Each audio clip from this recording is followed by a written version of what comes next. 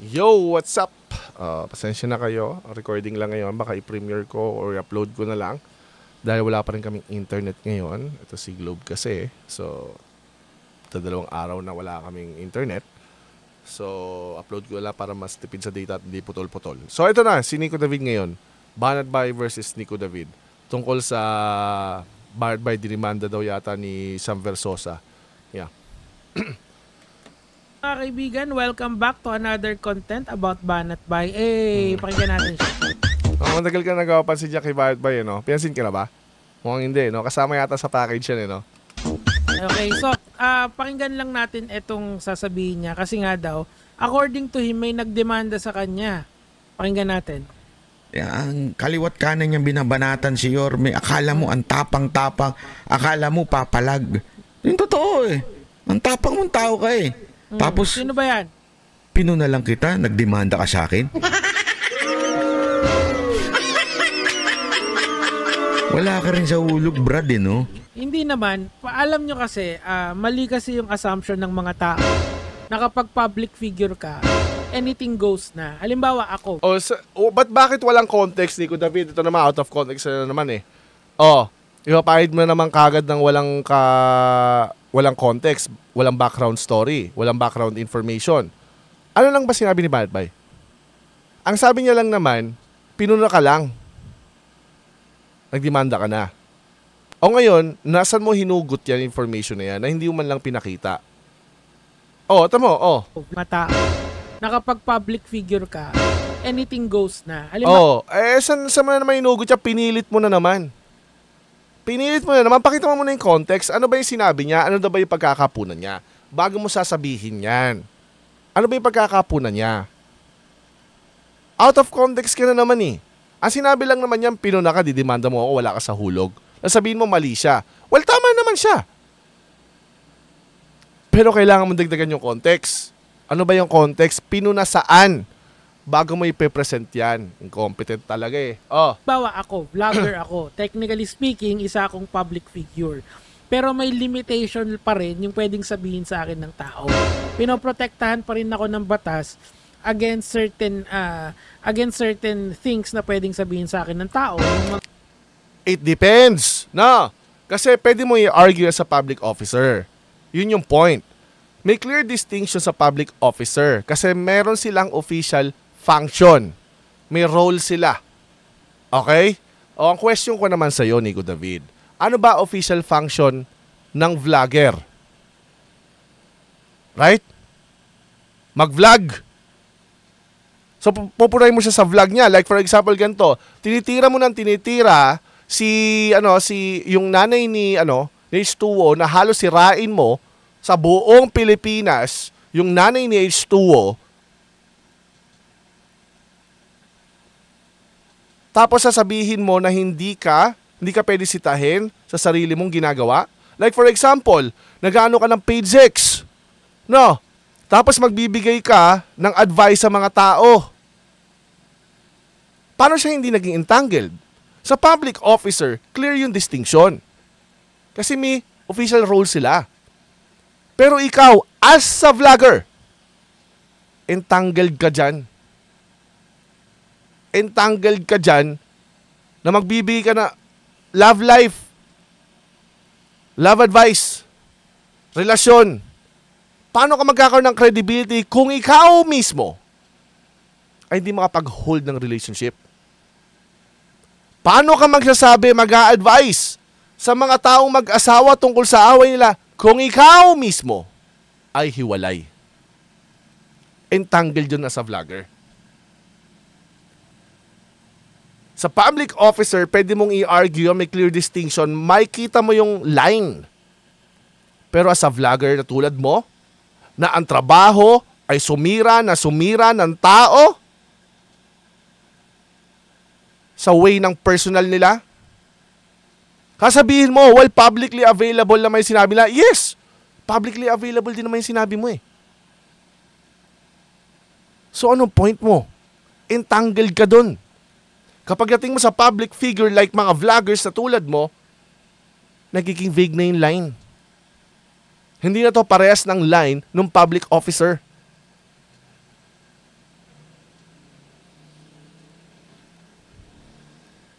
Ah, mga malisyosong parata, yung mga allegations, yung imputations of a crime. Pero halimbawa, like for halimbawa, ito, isa pang halimbawa, Nico David. Paid political vlogger ka. Hindi ba entangled yung vlogs mo about politics at saka yung pagiging paid political vlogger mo?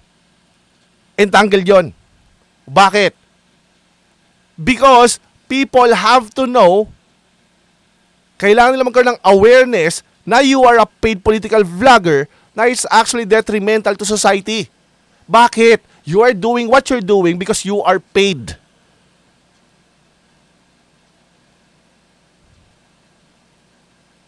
It is of public interest na malaman ng tao na paid political vlogger ka. You even admitted it yourself. Entangled yon. Yung pagiging paid political vlogger mo, ikaw yon, di ba? O iba yung vlog mo, di ba? Yung vlog mo is tungkol sa politics. Paano mo sabihin hindi entangled yon? Entangled yon. Kasi ikaw ay paid political vlogger. Influence nun lahat ng vlogs mo. So people should know. Hindi ka sinisiraan nun. Totoo lang yon. At they should know. Why? Because may maloloko kang mga tao. People will believe you. You're doing it, may conflict of interest na. You are paid to do it. That's the problem. Tapos sasabihin mo hindi entangled. Sa public officer, that's fine. Makikita mo, kahit medyo malabo, kita mo yung linya ng official function. Ikaw, ano ba official function mo? As vlogger, magpabayad sa politiko and then ipagtanggol sila at sirain yung ibang politiko? That's your official function? O di entangled nga. criticize ako sa quality ng content ko, wala akong magagawa doon. Criticize ako sa mga sinasabi ko against other social media influencer, wala akong magagawa doon. Pero hindi mo pa rin pwede silang personalin or mag-impute ka ng malis. Ano ba yung mga sinabi? Impute ng malis is presume nga yung malis kapag in any defamatory statement, presume yung malis. Anong impute ng malis? Baka impute ka mo ng ng crime, ng vice, and then ng defect. Baka yun sinasabi mo. Hindi mo alam sinasabi mo dyan. Mo kay SV, banat ba? Meron kaya tang sinabi yun ang dapat pakita mo. Yun ang dapat ang pakita mo. 'Di ba? Bago mo sinabi ang mga kalokohan mo sinasabi. Sinabi niya lang naman, pinuna kita tapos nagdemanda ka. Oo nga naman, pinuna ka lang tapos nagdemanda ka. Pinuna. Ayun ang sabi niya. Di valid yun. Alas ipakita mo kung ano yung sinabi niya. Bago mo i-present yung sinasabi mo. Hindi scope nung kanyang pagka-public figure as a congressman and the owner of yung kanyang kumpanya, di ba? Kita mo na ha. Paano hindi entangled? Paano siyang hindi sisitahin doon sa kumpanya? Sige papakita ko sa iyo yung katangahan mo Hindi ba dapat mag-divest yung mga politiko? O entangled? Gets mo? Di ba dapat nag-divest sila? O dahil hindi nag-divest, di entangled? Ang hina? So, kailangan kasi limitahan natin or alam natin yung limitations natin. Pero ayokong mag-explain nito. Ayaw niya mag-explain pero nag-explain siya. Kung si Fiscal EJ yung mag-explain nito. Isa siyang prosecutor sa Leyte and isa siyang debate winner. Napakalupit niyan. Pakinggan natin. Sobrang lupit niya, SDS hindi niya gets. Statement. Okay. Malice dahil malice is presumed in every malice is presumed. defamatory statement. Okay. Paano pag public official o public figure ang biktima ng paninirang puri? Ayan. Sapat na ba ang tatlong elemento para pumasok sa libel? The answer is, it depends po. Yon. Pag public official o public figure ka, tas ang paninirang puri laban sa iyo ay may kinalaman sa trabaho mo bilang Exactly. official o activities mo bilang Wala mga bang kinalaman niyo kundi siya nag-divest. public figure, Okay. hindi po magiging liable agad ng libel ang taong nanirang puri sa iyo. Kailangan pa Kahit na defamatory pa ang post o ang content, kailangan mo pang i-prove ang pang-apat na elemento, which is the element of actual malice. Yun. This is the Supreme Court statement on how actual malice applies in the case of public officials and public figures. For that matter, even if the defamatory statement is false, no For example, Nico David, ganito. Sinasabihan ka nagyoyosi ka. Tinanggi mo. Sabi mo hindi ka nagyoyosi. Tapos nagbigay kami ng ebidensya. That's not imputation of a vice. Bakit? Wala naman sinisisi sa'yo doon. Hindi naman ginagawang bad image ka doon. Ikaw lang ang tumatanggi.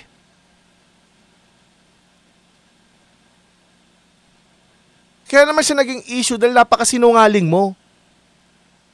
Na hindi ka nagyoyosi. Wala namang issue kung nagyoyosi ka. Nagbigay ng ebidensya na patunayang sinungaling ka. Gets mo yung pagkakaiba? no liability can attach if it relates to official conduct, unless the public official concerned proves that the statement was made with Nakalagay dyan. No liability can attach if it relates to official conduct. Ano ba official conduct ng vlogger? Ng paid political vlogger? Ano ba official conduct nun?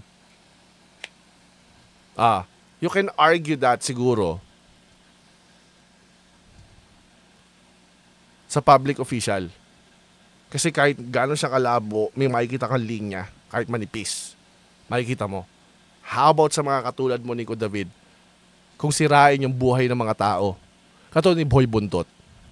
Ano nangyari doon? Pati yung kay Jasmine. Pati sa nanay ni H2O. Ano nangyari doon? Tapos magka-damage control ka lang. Sira na yung buhay ng mga tao.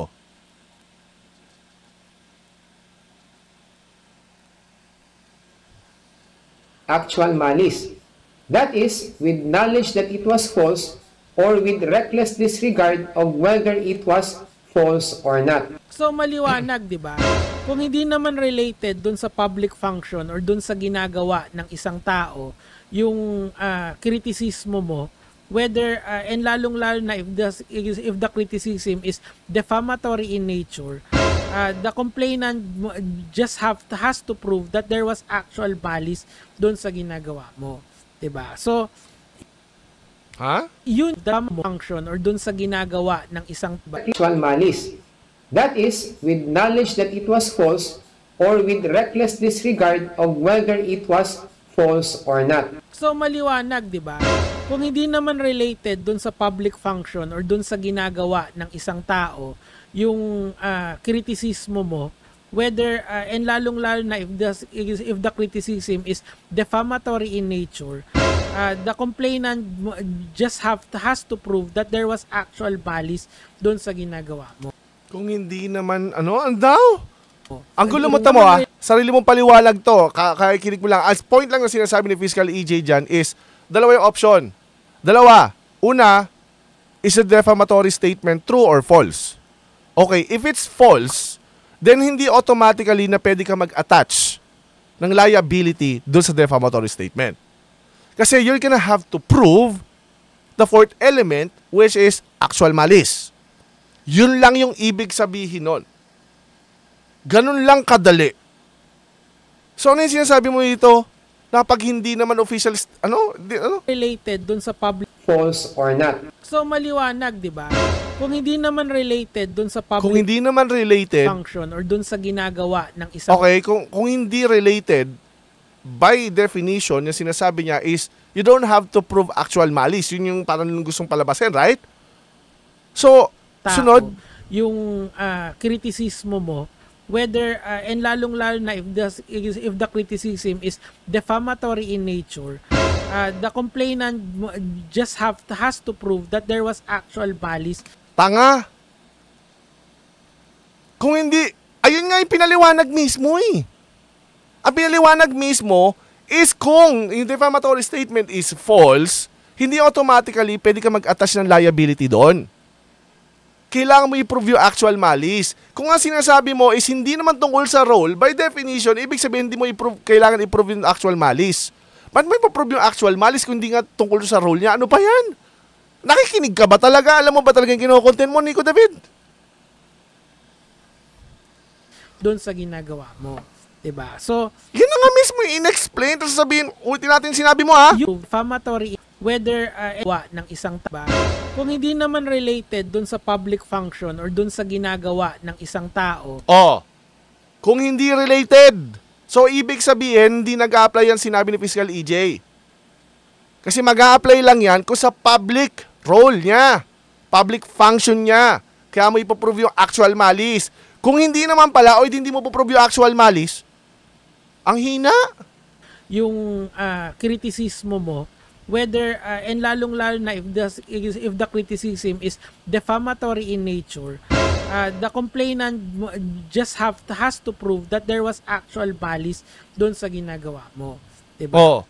Tamo pwede mo nga i-argue yan. Like for example, yung dalawa. Sabi natin Senator Raffy Tulfo. Dalawa siya. Public officer, tsaka public figure. Okay? Hindi naman yung mutually exclusive. Okay? So ngayon, kahit pagkatanggal mo yung public officer, meron ka pa rin public figure. Ano ang scope ng public figure? Ano ang public role? Ano ang public function niya as a public figure? Hindi sa public officer, public figure. See? Minuance pa rin.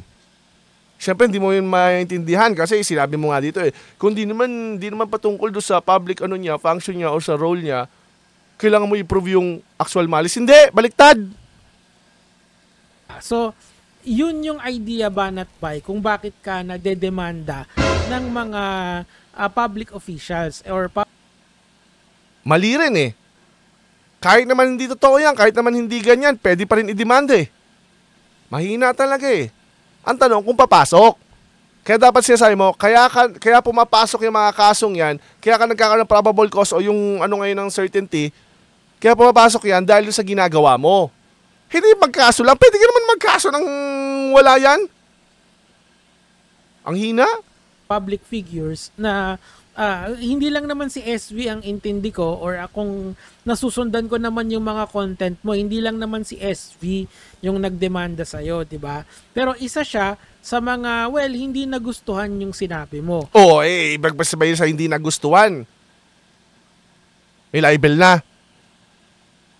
Ang hina, Nico David, ang hina. Kadidiscuss lang yung sinasabi, Anong hindi nagustuhan? Let's say may imputation of crime, defect, or vice at hindi doon sa public function niya. Sana yun na explain mo. Nakakatamad ka talaga kahit kailan. God bless sa inyo lahat.